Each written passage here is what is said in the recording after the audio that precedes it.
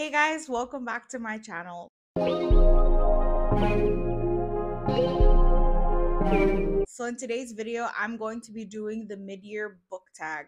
So this tag basically consists of 14 questions that I'm going to be answering based on all the books that I've read so far this year. So the first question is, what is the best book that I've read so far this year? Now this was a really hard one because I think there are about like 3 contenders, but I eventually decided to go with a novella, surprisingly. And this novella is Sixth of the Dusk by Brandon Sanderson. I absolutely loved it and it came as a total surprise. I mean, it's not a surprise that I enjoy Brandon Sanderson's books. What is a surprise is that I enjoyed such a short book.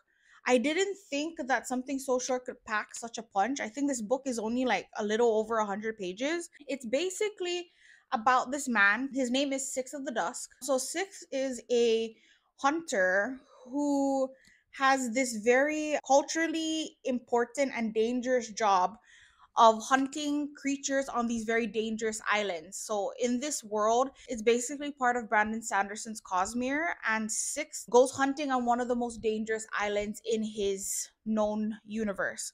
And when he goes to one of his typical islands to go on a hunting trip, he discovers this woman. Together, they must survive the island and complete their mission.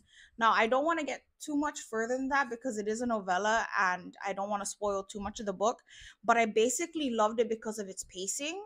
I love the world building. Like, I felt when Brandon Sanderson was talking about all these creatures and describing the island and describing what this man had to do, I just felt very immersed in the story, very immersed in the setting. And it really felt like a very dangerous adventure story. Like, it's like watching Jurassic Park, in my opinion. Like, if you've watched any of the Jurassic Park movies and you really feel that creeping fear of when those people landed on the island and you know that there's all these dangerous creatures around and you're just waiting for them to pop up, but you're really rooting for the main characters. That's the feeling that this book gave me. It really gave me that high octane, intense, action packed, but also creepy and a good build up to the story. I think this is a very good one. If you're into Brandon Sanderson's books and his writing style really fits with you, I definitely highly recommend Sixth of the Dusk. Now the next question, what is the best sequel you've read so far this year?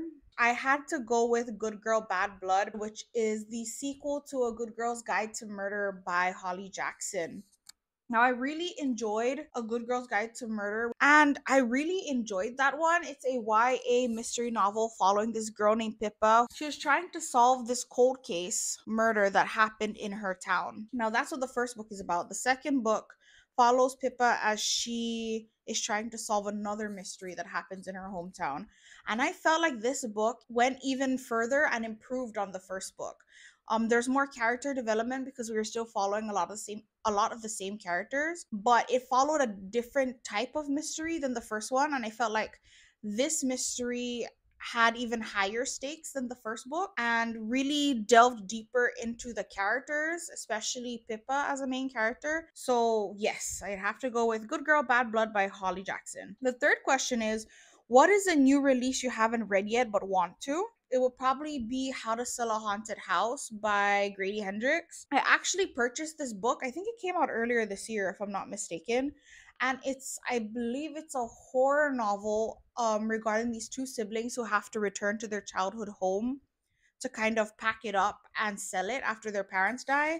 And I believe like this house is full of like creepy puppets or creepy dolls or something like that. And really, I think it explores like the family dynamics involved and, generational trauma and I guess the relationship that these siblings have with each other and the relationship they have with their parents. So I'm kind of looking forward to reading a horror novel with a lot of depth. So the next question is, what is my most anticipated release for the second half of the year? Now this one I definitely have to go with another Brandon Sanderson book, and it's going to be Defiant, which is the fourth book in the Skyward series.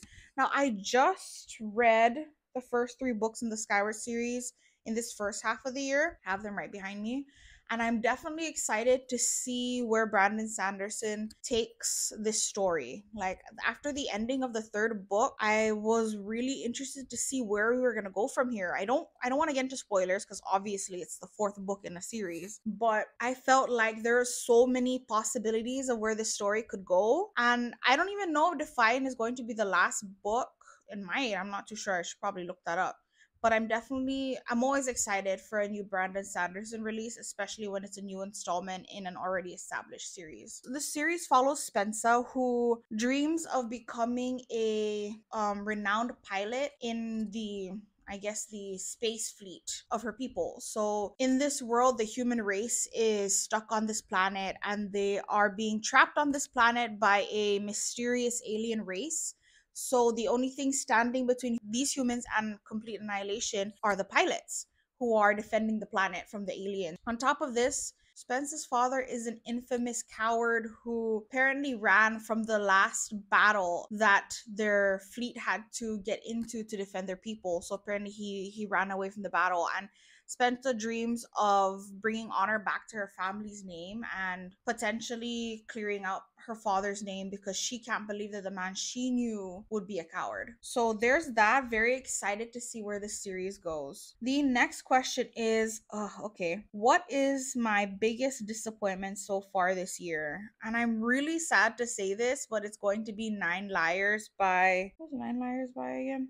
Maureen Johnson. Now, this book is the fifth book in the Truly Devious series. The main character in the Truly Devious series is she's like a Nancy Drew. She wants to be a detective and is looking to solve this cold case that happened on this school campus, this elite school. So she applies to the school with the intention to try and figure out how the owner and his family were murdered decades ago. The first trilogy follows this main character working on that case, and then there's additional books after that follow her going on these other cases.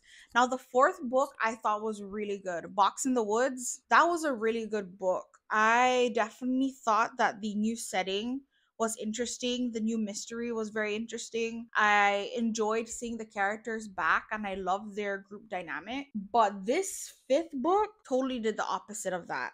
I feel like Nine Liars had a very interesting premise. Like when I read what it was going to be about, I was really excited. So I feel like that's a big part of why this is the biggest disappointment, because I was so excited for it.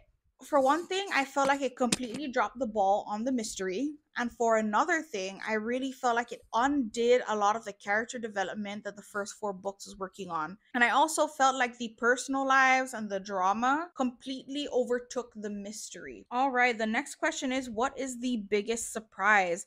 The biggest surprise that I had this year by far is After I Do by Taylor Jenkins Reid. Now, it's not that I don't like Taylor Jenkins Reid's books. There are certain books that she writes, everybody knows about them, that are all following these fictional celebrities in this world. And she also has another set of books that follow random ordinary people who are going through like these terrible things in their lives. And I feel like After I Do, I kind of expected like, okay, I'm gonna enjoy it enough, or like it's going to be okay, but it's not gonna be anywhere near her other books. But honestly, After I Do, I really enjoyed it. So it's basically about this couple, this married couple who have been married for, I think it was like around 10 years, and they fall out of love. Like we're following them as they we the beginning of the book starts with them breaking up after 10 years of marriage, and then the rest of the book follows two separate timelines, where one timeline is following them in the beginning when they met and how they fell in love, and the current timeline where they are trying to find themselves, or I guess the main woman in this the book mainly follows the female character in this relationship as she's trying to find herself, piece her life back together after this breakup. I found it very, compelling. I found these characters highly relatable. Their situations seemed very realistic. I enjoyed the discussions that this book had, not just about relationships, but also about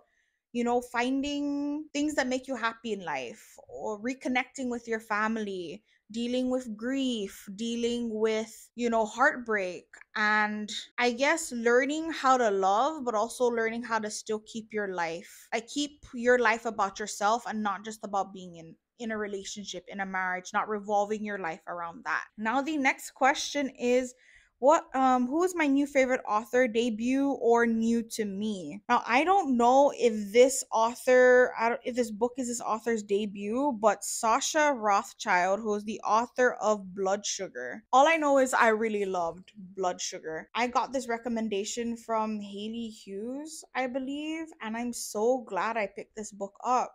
There's been so many thrillers that I've read that just flopped.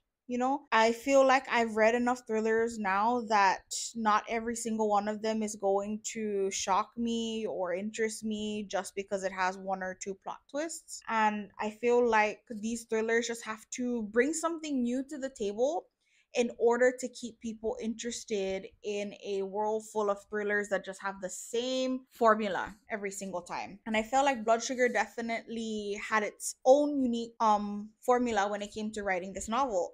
So Blood Sugar basically follows this girl. I guess it starts from when she's really young, and it basically, okay, it tells the story of this woman from when she's young to the present day, where she is being accused of murdering like five different people, I believe. And then you kind of go back in time to different points in her life to figure out, did she really kill these people or not? So four of them are like completely random people, but the fifth person is apparently her husband. And she is saying that, yes, she's a murderer. She's guilty of killing four people, but she definitely didn't kill her husband. So there's not like any crazy twists or anything like that. I feel like this book does have enough like twists to keep you interesting, but that's not what was really great about this book for me. What I found so much more compelling for this book was the character development of the main character, like following her through her life and seeing what happened to her and learning how she developed as a person and her motivations for murder. So if that sounds like something you'd be interested in, like if you enjoy stories about getting into the mind of a murderer and figuring out what makes them tick, I definitely recommend this book. It's definitely a good one. Now, the next question is newest fictional crush. I'm not gonna talk too much about this one. I don't really get fictional crushes when I read books. I don't, for one, I don't read that many romances, and the ones that I do, I usually don't like the male love interest. The ninth question is, what is my newest favorite character? Ooh, newest favorite character. It definitely has to be, okay, maybe not definitely, but I have to give this to Carrie Soto, um, who is the main character in Carrie Soto is Back by Taylor Jenkins Reid. I'm sorry for putting another TJR book in this, but I have to answer truthfully. I feel like Carrie Soto was a very mixed character. Like, she's a mixed bag. She's very real. There's a lot of things to dislike about her, but I feel overall, once you get to hear her story and kind of understand where she's coming from, she's very you can see where she can be very relatable. You can understand where she's coming from, why she chooses to do the things she does, and you can't help but empathize with her. And I'm so surprised by this because when I read Malibu Rising, which is the book that came out before this one, Carrie Soto was just a side character in that book. She was a horrible, unlikable character in that book, and I absolutely hated her. But after reading this book, which focused on her life, I don't think I can say that anymore. And it's not that she's a great, lovable character, I just felt like TJR wrote her very well. Now, the next question is, what is a book that made me cry? I'm gonna have to give this to It Ends With Us by Colleen Hoover. This was the first book that I finished in the beginning of this year. I feel like if you've read this book, which like I feel everybody and their mother and grandmother has read this book, you will, I think you'll know why. The reason why maybe a lot of people don't like this book is when they go into it thinking it's a romance. And for me, I was fortunate enough that a friend of mine told me to go into this book not looking at it as a romance.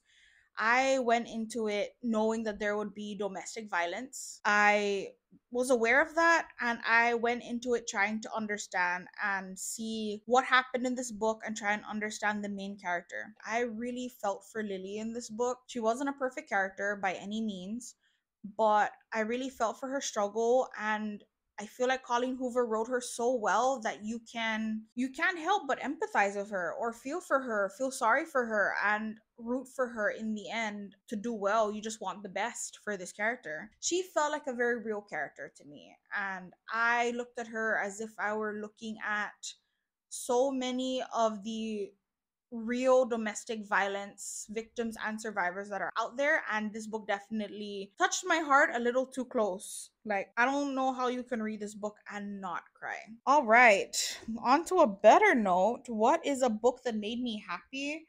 Now, with this one, I'm gonna give it to You're That Bitch by Bretman Rock.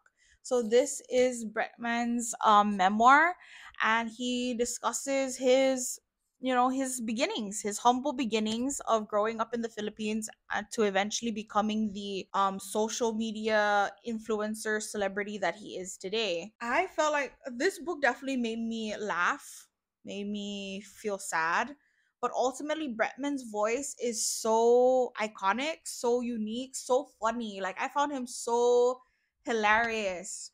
Especially since I listened to this book on audio and Bretman narrates it himself. So I definitely would recommend listening to this book on audio. All right, next question is, what is the most beautiful book I have acquired this year? This one was kind of hard to answer because I don't really buy beautiful books. If I had to give it to anything, I would probably give it to A House of Sky and Breath by Sarah J. Maas. Now, I'd probably give it to this book because it is the newest book that I've bought. I don't think I bought it completely brand new, but it came in really good condition, and I love the artwork on the dust jacket, and I love the color blue, and the spine of it is blue, and it was a very nice, clean, beautiful book. I guess I'll give it to House of Sky and Breath. Next question. What books do you need to read before the end of the year? Oh gosh. This is a hard one to answer, but I guess I'll give three because I can cheat like that because it's my video. I'm gonna have to give it to Ninth House by Lee Bardugo. I definitely want to read that. I enjoy a lot of the other books by Lee Bardugo, so I'm hoping I'm going to enjoy her adult novel even more, especially since the second book's already out. I also need to read Once Upon a Broken Heart, which I'm reading this month. Hopefully, I'm hoping to finish it this week, within a week, hopefully. So those are just a few of the books I definitely need to read before the end of the year.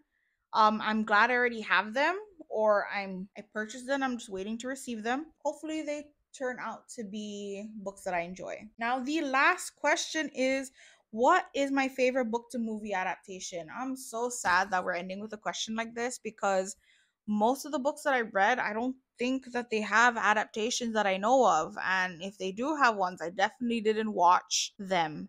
So I have to give this to Catching Fire by Suzanne Collins because that is the only book that I read this year that I enjoyed, that I've also watched an adaptation for and also enjoyed that. That is the last question for the mid-year book tag.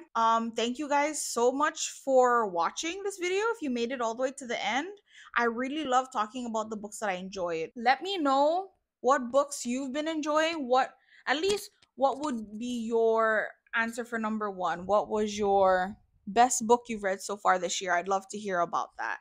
And with that said, guys, thank you so much for watching, and I hope to see you in the next video. Bye.